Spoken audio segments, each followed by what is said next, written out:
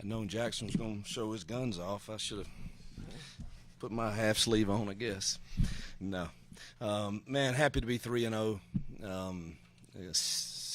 Tied the school record for consecutive sellouts, and we played 13 true redshirt freshmen today, and I just thought I think South Alabama's a solid football team. We've got a lot we can obviously improve on, but the goal of today was to be 3-0 out of the 1-0 today and 3-0 headed into a conference play, and our team achieved that. So we're going to celebrate that and hopefully get some folks healthy and some rest this weekend and get ready to open conference play.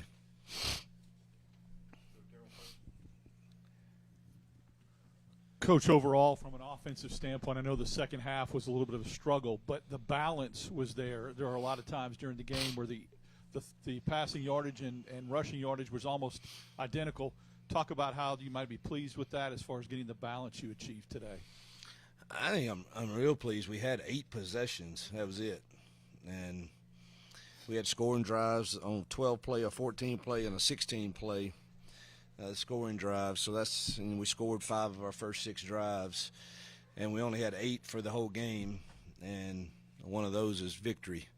So it was some things we could improve on. I was probably a bit conservative, up 2 scores and trying to use some clock, but I thought there was a lot of good things that happened offensively, particularly early on in the game. For Hugh and Jackson both, the offensive line group had got 2 new tackles, but was today as cohesive as you felt like those guys were? Just talk about their performance today. Jackson. I thought they played their butts off again. Fantastic in the running game and fantastic in the passing game. They picked up, they were heating us up a good amount, and they picked up blitzes phenomenally. Says we got sacked 1 time, so they did a phenomenal job today. I'm proud of them. Yeah, I agree. I thought all the different looks you got from that crew, and thought they handled it well, particularly in the run game. And the first few drives, I thought the pocket was clean too, for him to be able to go through his progressions and throw good balls. So I thought the O-line played solid. Coach, last week you said that you had a goal to be balanced in that game. You guys achieved that. In week 1, it was heavy in favor of the run. What did you learn about your football team today, and what do you hope to fix headed into Oklahoma? I think we're still learning about us. We've got things you look at and try to improve. I did, like I said, early on in the game, I thought we could throw or run and protect and go through progressions and give our receivers a chance to win routes. And obviously we felt like we could run the ball too. So I hadn't seen the stats. We have to be close to I think we've got to be fairly balanced. Yeah, I think we've got to just continue to work on protection, route understanding, and Jackson makes sure he knows what the coverage is when certain routes are called. And we'll continue to work on that next week. Defensively, we've got a lot to work on from this game. I do think South Alabama presents a challenge offensively with all their 12 personnel movements and pitchers, and got a really good running back too. And I thought they played extremely hard. We've got to get off the field more on third long, and they did a good job of running the ball on 3rd and long to get them in 4th and manageable. And we'll look at all of that, and we didn't fit the counter very well today, but it's good that you can say all that and know they did get 2 turnovers while we offensively took care of the ball, and so we're +2 in the turnover margin thanks to them. I thought Jared had came in and gave us a spark, true freshman, and again, a lot to work on both sides. Huge game for him on the ground. Just his ability to step in and be that between the tackles back for a guy that's kind of been more of a speed guy for his first 2 seasons. Just how big has that been, especially with Damari being down and Darrell as well? Yeah, it's big, and I think my prediction back in summer and spring meetings and everything that he would have a breakout year, I think, is becoming true, and it's 2 consecutive 100-yard games in a row. And I thought they were tough runs today too, a lot of them. And number one, he took care of the ball very, very well. and that's something we've worked on with him a lot. Give Coach Nix and Coach Spurlock a lot of credit for that. And, it's good to see him have that success, and it's much needed. Hopefully we can get healthier. We had several kids out today. Some probably could have played, like Malcolm or Rayshawn, but or Champ, but it was probably best that they not. And now we had a few more get dinged up today, so we got to try to get healthy pretty quick. Jackson, it's either you or Jeremiah that's been running it in to score a touchdown. What's it like having somebody like that you can rely on? Yeah, it's awesome. I trust Jeremiah, and that goes for every one of our backs too. I thought Omar played a great game today, was very physical. And the same thing with DA too. But having a guy like Cobb that I know can run and get a dirty 5 yards just gives me peace of mind. Knowing in the RPO game if there's any indecision at all, if I hand that ball off, I know we're going to go get 4 or 5 yards. I believe you referred to the defense as sleepwalking, coming off the field at halftime, and they come out and give up that 11-play, 75-yard drive. What do you think was happening on that side of the ball? Well, give credit again to South Alabama, but we certainly we've got to fit the run better. But they do have some, they had some things that you worried about, and they're going to score some points this year for sure, and really good running back and good quarterback. So. But there's no question we could play better than we did today, and I don't think anyone can argue that. And that the standard is that we should do that each time out, and not sure that anyone would say that was the standard to which we have to play to win games next week and the following weeks. I know you kind of mentioned you had some guys that probably could have gone today, but we saw Amaris exit and then Jake kind of limp off the field. Do you have any update as to what's going on with those guys? Morris separated his shoulder. It went right back in, so we'll have to see how sore and swollen that is. Jay had a knee-to-knee deal, and not sure exactly the extent of that. And then Eric Singleton had a hip pointer right at some point in the game too. So we've got some work to do in the training room the next few days to hopefully get everybody healthy.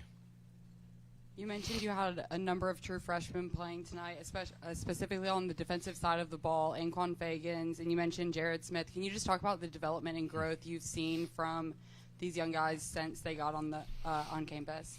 It's good to get them in January. That certainly helps. And, man, their development is just now beginning, really, to see them go out. And because this is where the real learning happens. I mean, you can teach all you want about a block of this type or a pass rush of this type, but it gets real when they have to do it and adjust to different sets and think on their feet.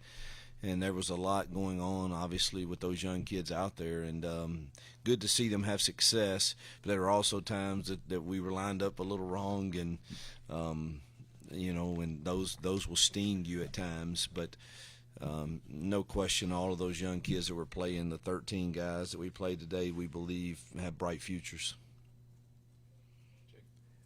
Similar to that, but those guys kind of came in the fourth quarter when South Alabama could have made it a one-possession game. Just how big was it for them to get that experience in kind of a crucial moment of the game? Yeah, that's kind of what I was referring to. Is it just there's no better teaching than that experience, and it wasn't like it was the game was over. I mean, those were critical drives there at the end, and you see a bunch of freshmen out there: Winters, Fagans, Jared, Darian. I don't know if Autry was out there then too, or I don't know. There was a lot of young guys out there for sure. Would be at nickel. So and the linebackers were. I know Melendez was out there a lot, and so was Diaz. So I just rhymed off a bunch of true freshmen that were on the field in critical drives. So that experience is nothing that can replace that.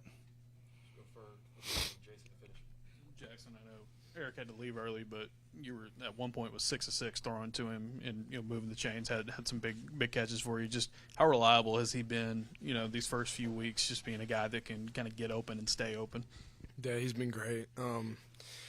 We had I think that first drive was huge for us. We ran our mesh concept, and he got open, just find space, and he has a knack of getting open. And I remember another time he ran a little stick route, attacked that Tampa middle safety, and and spun him around after the ball. I remember smiling during that play and throwing the ball to him. But he has a knack of getting open. It's been good. That's a guy that I can trust on normal downs and third downs too, to go and run his route the correct way and find space. This is for both y'all. Just think about your team for the last 3 years. You've just had a different one each time, and they've been growing in some sort of way. You've been finding consistency with this team. Now 3-0, you're going into Oklahoma, you're going back home. How are you going to find that consistency, and how are you going to shut out the noise that's on the outside? The noise won't bother me at all. You can ask, Jackson can respond to that. I'm not on much anymore. I don't even know what happens very much. So there won't be any noise that bothers me. What would bother me is what I see on tape that we got to go get prepared for to play a road game in this league, which is always difficult against a really good football team. And that's my total focus, and finding a plan that gives him a chance and our offense and our defense a chance to have success in that environment against that team. So that's easy for me. Probably harder for Jackson. Obviously, there's a lot of emotions and stuff, but he's mature, and he knows what it takes to win football games, and him being emotional about whatever happened in the past is not going to help us, and he knows that, and he'll handle it well, I think. Yeah, I mean, I'm not on social media either, so there's no noise for me. Just worried about going to practice every day and being the best version of myself, and off the field and watching tape, watching OU, just locking in and doing my job throughout the week. It's nothing more than that. I mean, it's a job for us. I'm gonna go in every day and attack it. Make every day my best day. Just talk about Alex and just continue to kind of step out Yeah. and make kicks, and then Connor, the job he's done on kickoffs now. Man, Connor's kickoffs they're 4.0 hang time, and really nice to see him step in when he got his chance, and to see Alex, that young man has gone through it, and to see him sacrifice for the love of Auburn and his football team and play under the conditions he's going through is pretty remarkable. And he's having, again, a lot. I don't think has he missed one this year?